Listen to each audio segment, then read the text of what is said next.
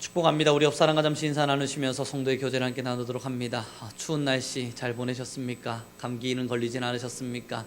함께 좀 안부도 여쭙고 함께 축복할 수 있기를 바라봅니다. 시편 102편의 말씀은 사실상 참 슬프고 참 외롭고 참 고통이 섞인 기도문입니다.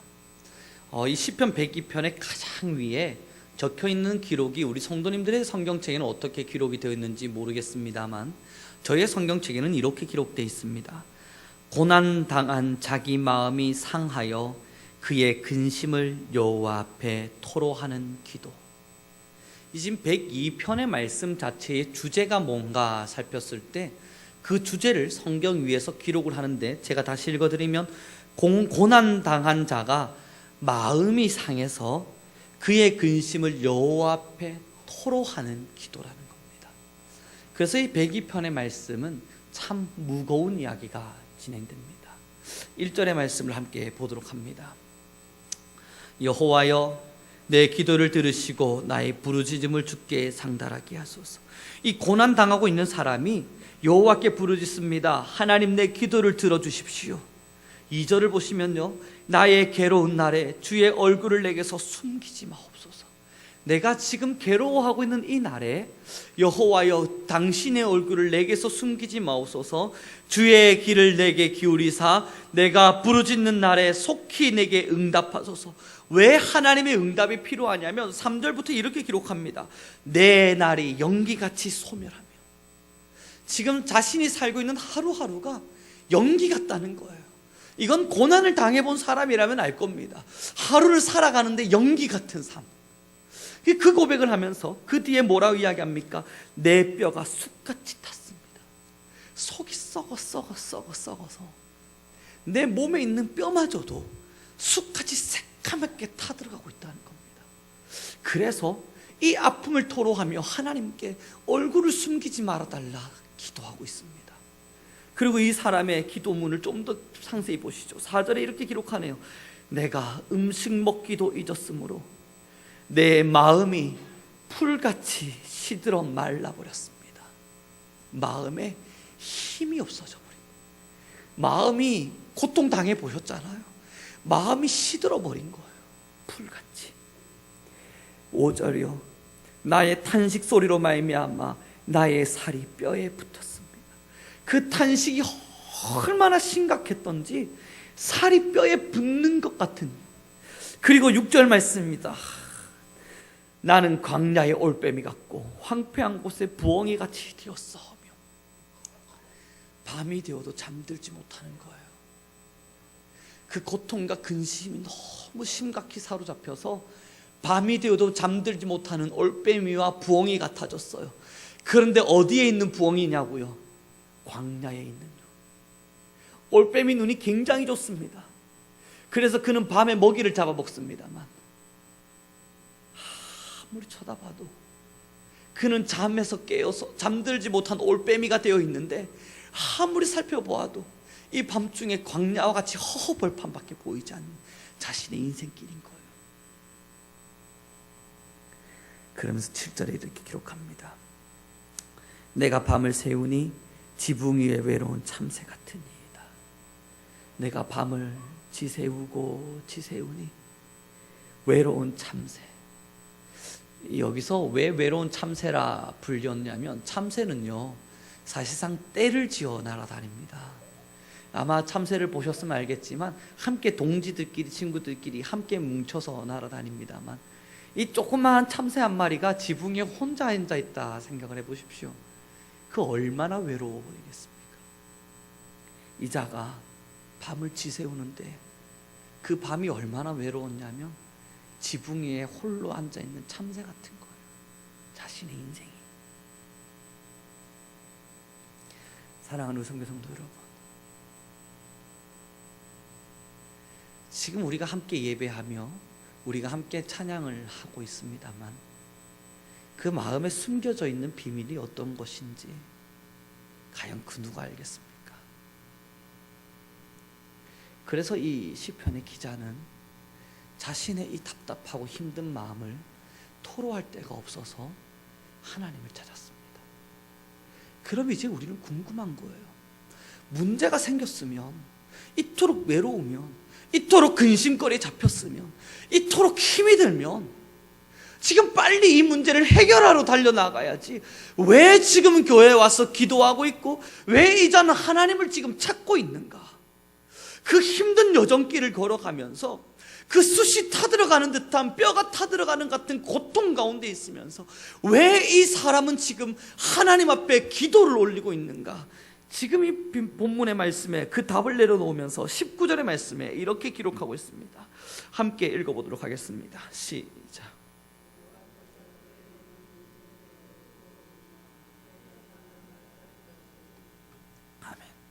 여호와께서 그의 높은 성소에서 굽어보시며 하늘에서 땅을 살펴보셨으니, 그 밑에 뭐라 이야기합니까?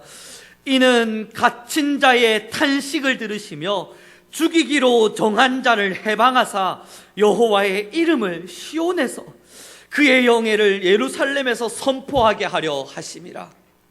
왜 이 사람이 그 답답한 심정을 교회로 하나님께 나와서 기도를 했냐면, 지금 이 본문에 뭐라 말씀합니까?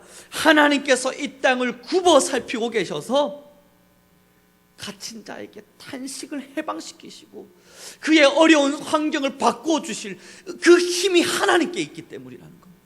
이게 믿음이에요. 이 땅을 굽어 살피시는 하나님, 옳음과 그름을 판단하시고 공의로서 이 땅을 치리하시는 하나님. 오늘 이 본문을 준비하면서 지금까지 제가 설교를 준비하면 그 시간, 어느 시간보다 더 오랜 시간 기도를 했습니다. 오늘 점심을 먹고 성전에 앉아서 기도를 시작해서 오늘 5시 시간이 될 때까지 기도의 자리를 채웠습니다. 기도하고 기도했습니다. 혹여 내 마음 안에 숨겨져 있는 잘못, 죄악은 없는가? 혹은 하나님께서 보실 때 부끄럽고 잘못되어져 있는 모습은 없을까? 기도하고 있었습니다. 그러면서 이 본문을 생각하고 또 생각한 거예요. 우리는 왜 힘들 때 기도의 자리를 찾을까? 우리는 왜 지금 힘든 상황에서 기도의 자리를 찾는 사람이 되었을까? 아니, 저는 저에게 물었습니다. 왜 힘든 상황에 있을 때 기도의 자리를 찾는 사람이 됐을까? 세상 사람들은 명예를 쫓고, 세상 사람들은 사람을 찾아가고, 세상 사람들은 수많은 환경들을 통해서 해결해 나가려고 그러는데 왜 우리는 지금 기도의 자리를 찾고 있을까? 그 해답을 이 본문에서 다시 찾아갑니다. 여호와가 이 땅을 굽어 살피사, 여호와가 이 땅을 굽어 살피사 갇힌 자의 탄식을 들으시며 죽이기로 정한 자의 해방하사 여호와의 이름을 시온에서 그 영예를 예루살렘에서 선포하게 하려 하심이라. 그렇게 기도를 하는 중에 오늘 설교 한 편이 떠올랐습니다. 예전에 제가 들었던 설교인데, 설교자가 김성교 선교사님이십니다. 이름이 김성교예요. 그분이 나중에 이름을 개명해서 김성교가 되신 게 아니라 그 아버지 목사님께서 그를 태생부터 김성교라 이름을 지으셨습니다. 참 재미난 분이세요. 그래서 그는 나서부터 김성교로 자라서 지금까지 김성교로 자라가고 계십니다. 근데 그 김성교 목사님, 선교사님께서 굉장히 어린 시절부터 선교사의 사명을 감당하셨습니다. 근데 그 설교의 내용이 이랬어요. 선교를 하다가 장벽에 부딪혔대요. 근데 그 장벽이 환경의 장벽이 아니라 아무리 선교를 한다고 해도 사람들이 바뀌지가 않더래요. 또한 자기의 죄악을 이길 수가 없더래요. 내 영혼 속에 들끓어오르는 죄를 이기고 싶은데, 이 죄를 이겨서 사람들을 변화시켜내고 싶은데 그게 안 되더래요. 10년이라는 시간 동안 열심히 선교하다가 도저히 못해 먹겠다 싶어서 짐을 쌌답니다. 그런데 캐리어 2개가 딱 나왔대요. 자기 인생이 얼마나 비참하고 불쌍한지, 내가 10년 동안 남은 게 이제 캐리어 2개구나 아파하면서 캐리어 2개를 탁 들고 이제 난 더 이상 선교하지 않을란다 하고 문 앞을 탁 나서는데 이 문턱 있잖아요. 그 문턱에 캐리어가 뜨그득 걸리더래요. 그걸 끌어올리면서 자신의 삶에 환심함이 들어옵니다. 캐리어를 냅다 집어던지고는 하나님께 그때부터 하나님 도대체 왜 이러십니까? 하나님 도대체 왜 이러십니까? 내 10년의 인생 동안 내 열심을 다한 선교의 현장을 펼쳤고 하나님 앞에서 그래도 어떻게든 살아보려고 노력했습니다. 그런데 왜 이러십니까? 왜 이런 좌절감을 주시고 절망감을 주시는 겁니까? 고통 속에서 기도했답니다. 근데 기도의 끝자락으로 가다 보니까 선교사님의 입술에서 기도가 터지더래요. 하나님, 나는 못하겠습니다. 나는 도저히 못하겠습니다. 나는 도저히 못하겠습니다. 그때 그의 마음에 하나님의 말씀이 들리더래요. 그러냐? 못하겠냐? 정말 못하겠냐?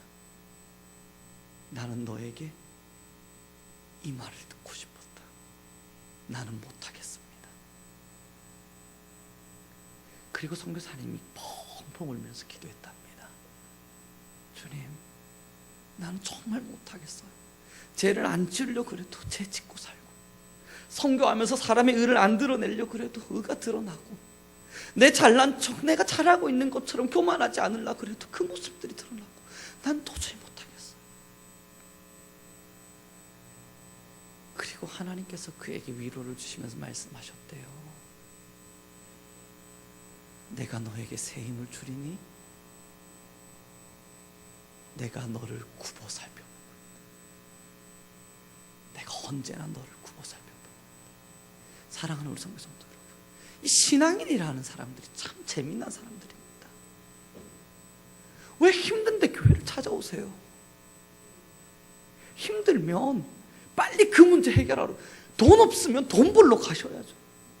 건강에 지금 문제가 생겼, 내 마음에 지금 근심이 쌓였습니다. 죄의 문제 앞에 해결이 안 되면 지금 빨리 뭔가 그 문제를 해결하기 위한 해답을 찾으셔야죠. 그런데 왜 교회에 와서 기도하고 계십니까? 지금 우리가 기도하면서 해야 될 말이 무엇이겠습니까? 하나님, 나는 못하겠습니다.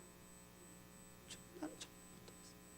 그래서 오늘 제가 기도의 자리에서 기도하면서 그 말씀이 제 마음에 떠오르면서 저도 다시 한번 기도의 자리에 서서 기도하기 시작했습니다. 못하겠습니다. 주님, 아무리 되짚어보고 되짚어봐도 제 영혼의 이 잘못됨과 죄악됨을 하나님 앞에 토로하기가 너무나도 많아서 이거 어떻게 하나님 앞에 자랑할까? 하나님 앞에서 어떻게 이 마음으로 사역할까? 못하겠습니다. 그리고 이 말씀입니다. 우리는 다시 19절에서부터 21절의 말씀을 함께 읽어보겠습니다.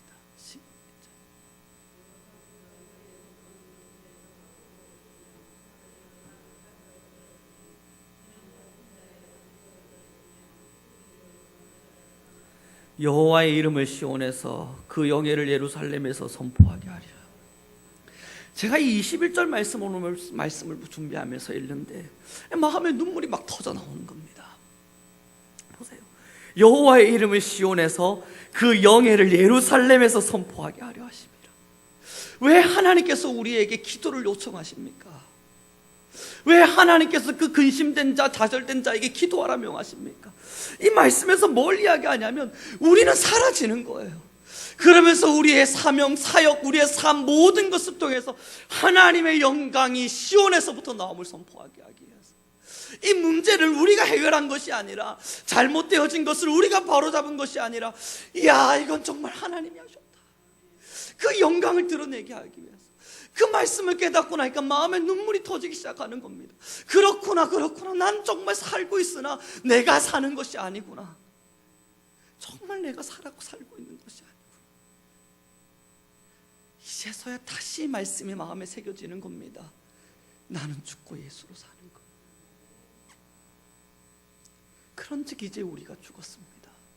그러므로 이제 우리가 예수로 다시 살아났습니다.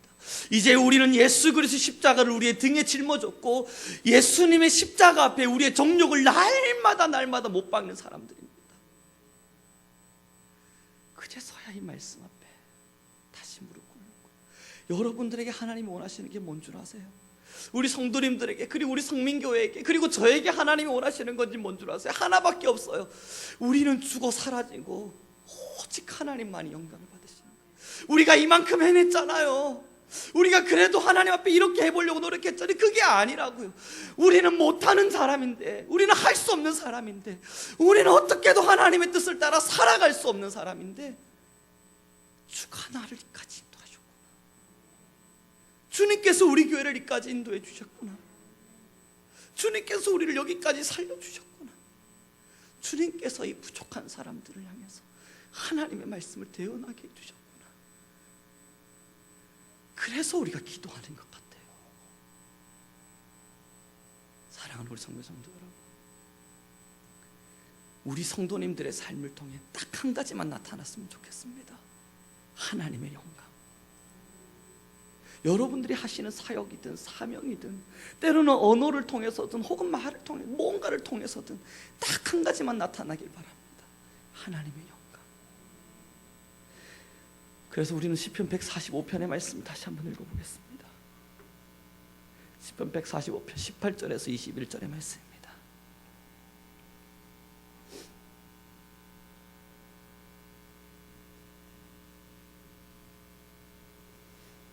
18절에서 21절의 말씀을 함께 읽겠습니다. 시작.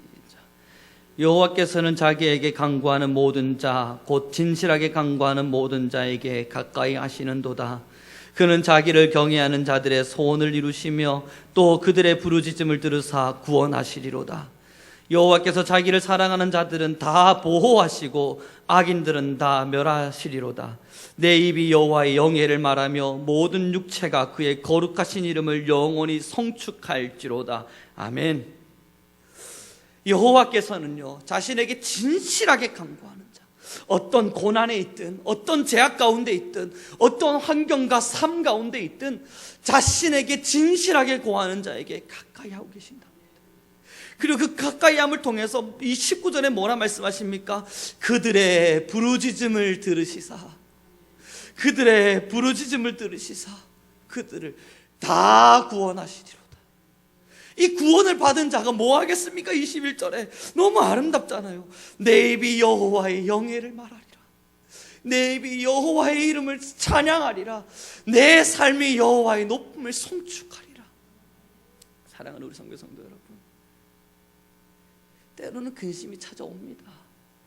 이 시편의 오늘의 본문의 말씀처럼 잠들지 못한 제 올빼미가 되어서 그저 황폐해져 버린 세상을 바라보고 슬퍼하고 있는 삶, 때로는 우리에게 찾아올 수 있습니다.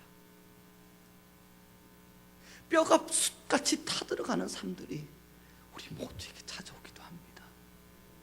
차마 누군가에게 말할 수 없지만 그러한 환경 앞에서 참 마음 졸이며 살아갈 때도 있습니다. 우리 신앙인은 재미나게도요, 참 감사하게도요, 그때 기도의 자리를 찾습니다. 한 가지를 믿으니까요, 여호와께서 나를 굽어 살펴주시리라. 여호와 하나님께서 나를 굽어 살펴주시리라. 그리고 나서 하나님께서 우리에게 그 굽어 살펴주신 그 시간 속에서 우리에게 원하시는 게 뭐겠습니까? 하나님, 나는 못하겠습니다. 주님, 저는 정말 못하겠습니다. 이 근심이 저를 사로잡았고, 이 걱정이 나를 사로잡았고, 어떠한 환경이 나를 사로잡았는데 이거 나는 도저히 못하겠습니다. 그리고 하나님은 그 기도 앞에 응답하시는 거예요. 내가 너를 구원하리라. 내가 너를 구원하리라. 내 죄가 주홍같이 붉을지라도 내가 너를 이기게 하리라. 이게 우리 예수님의 사랑입니다. 사랑하는 우리 성도 여러분, 정말로 예수님을 믿으십니까? 정말 우리의 삶의 주인 되신 이가 십자가의 구원을 이루시키신 예수 그리스도이심을 확신하십니까? 그럼 우리가 믿어야 할 건요, 예수 그리스도의 그 십자가의 보혈은 우리의 모든 죄를 사하고도 남을 만한 넉넉한 능력이 있습니다. 그리고 우리가 또한 기억해야 될 것은 이제 우리는 사라지는 거예요. 그래서 앞으로 우리 성민교회의 어떠한 사역 안에서도 우리 성민교회가 드러나진 않아야 돼요. 우리가 이만큼 이루었다는 자랑이 나타나서는 안 돼요. 그것이 드러나면 하나님이 얼마나 불편하시고 마음 아프시겠습니까? 또한 우리 성도님들 한 분 한 분 만나서 혹은 잘 사시고 건강하신 모든 환경들 속에서 우리는 오직 하나님의 영광만을 위해 살아가는 겁니다. 우리는 사나 죽으나 오직 그리스도의 영광을 위해서, 그런즉 우리가 예수 그리스도 십자가를 등에 짊어지고 오직 주님의 영광만을 위해서 그렇게 우리를 살아가는 거예요. 하나님을 찬양하고 날 구원하신 하나님의 은혜를 송축하면서 우리의 인생을 주께 드리는 거죠. 21절의 말씀, 오늘 145편 시편 21절의 말씀을 다시 한 번 더 좀 읽어보았으면 좋겠습니다. 함께 읽겠습니다. 시작.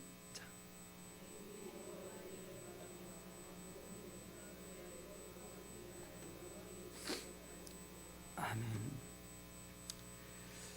그리고 그 김성교 선교사님께서 그렇게 자신의 죄를 고백하고 내가 교만했었습니다. 내가 교만했었습니다. 기도하고 나니까 마음에 평안이 찾아오더래요. 그런데 그분이 다시 말씀하셨습니다. 선교의 환경이 바뀐 게 아니라, 자기를 힘들게 하던 선교의 환경이 바뀐 게 아니라, 그런데 자기는 하나님을 찬양하는 사람이 되어 있더라고요. 사랑하는 우리 선교성도 여러분, 이 신앙의 길을 걷고 걸어가는 이 아름다운 삶의 여정은 뭔가 우리를 위해서 채워나가는 과정같이 느껴질 수 있지만, 예수 그리스도를 믿음으로 말미암아 내 뭔가를 채워가는 것이라 여겨질 수 있지만 사실상 그렇지 않습니다. 신앙이라는 것은 이미 내가 가지고 있다 생각했고, 이미 내 것이라 여겼고, 이미 나의 것이라 생겼던 것조차도 끄집어내다가 주를 위해 보내드리는 겁니다. 신앙이라는 것을 어떤 성도들은 잘못 이해하셔서 하나님으로부터 부족한 나의 것을 채우고, 내 뭔가를 채우고 또 내 뭔가를 채우고 또 내 뭔가를 채워서 나를 이렇게 채워나가는 것이라 여겨가시는 분들이 있지만, 성경 어디를 살펴봐도 신앙이라 함은 예수 그리스도를 위해서 이미 내가 가지고 있는 것조차 끄집어내다가 하나님께 드리고, 때로는 자존심도 끄집어내다 드리고, 때로는 억울함도 끄집어내다 드리고, 때로는 답답함도 끄집어내다 드리고, 때로는 마음속에 한숨 쉬어지는 힘든 상황들도 끄집어내다 드리고, 때로는 하나님이 요구하시는 헌신과 충성도 끄집어내다 드리고, 그리고 나서 주님 물으실 때, 주님, 더 이상 내가 주께 드릴 것이 없습니다. 내 안에 오직 주님만을 위해 나는 살았습니다. 이건 목회자만의 삶도 아니고요, 특별한 선교사님들만의 삶도 아닙니다. 신앙인이라면 마땅히 살아야 할 길입니다. 오직 주의 영광을 위하여. 말씀을 마무리 지어 가보도록 합니다.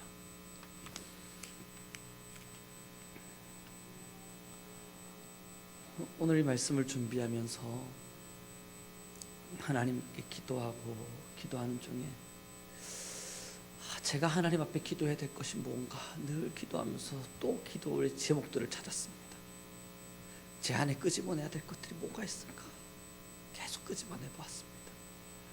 한 가지 깨달은 게 뭐냐면요, 막 끄집어내고 있는데, 여러분 그 옛날에 그 시궁창 그 할머니 집들 같은 데 가시면 저 끝에 보이지 않는 그 동굴 같은 깊숙이 어두컴컴한 곳 같은 거 있잖아요. 그 화장실, 푸세식 화장실 같은, 그 끝이 어딘지 알 수 없는 시큼 막 끄집어내고 있는데, 그럼 깨끗해져야 될 거 아니에요. 끄집어내고 있으면 좀 정결해져가는 제 모습이 보여야 될 거 아니에요. 근데 막 끄집어내고 있는데 보이는 거라고는 더 더러운 시궁창인 거예요. 이거 어떡하지, 이거 어떡하지, 이거 어떡하지 싶었습니다. 제가 할 수 있는 기도는 딱 하나였습니다. 그럼에도 주님 쓰시겠습니까? 그럼에도 주님 저를 쓰시겠습니까? 사랑하는 우리 성도님들 여러분, 성도는 마땅히 주님께 쓰임받는 사람들입니다. 이제 우리 성도님들 기도하셔야 됩니다. 이럼에도 주님 나를 쓰시겠습니까? 이럼에도 나를 구원하시고 이럼에도 나를 사용하여 주시겠습니까? 이러한 사람, 저와 같은 사람조차도 사용하시는 하나님이 계신데 당연히 그를 찬양해야죠. 아니, 나 같은 사람도 사용하시겠노라 하시는데 하나님께 찬양 말고는 드릴 게 뭐가 있겠습니까? 주께 영광입니다. 주께 영광입니다. 모든 건 주님이 하셨습니다. 모든 건 주님이 하셨습니다. 주께 영광입니다. 그것 말고는 할 수 있는 이야기가 없게 되는 겁니다. 비록 사람이 연약하여 또 교만해지더라도, 비록 사람이 연약하여 또 죄악 가운데 넘어지더라도, 그러나 우리는 주님이 하셨습니다. 우리 옆 사람과 인사 나누면서 기도하도록 하겠습니다. 함께 옆 사람과 잠시 인사 나누죠. 주님이 나를 쓰실 겁니다. 이럼에도 나를 쓰실 것입니다.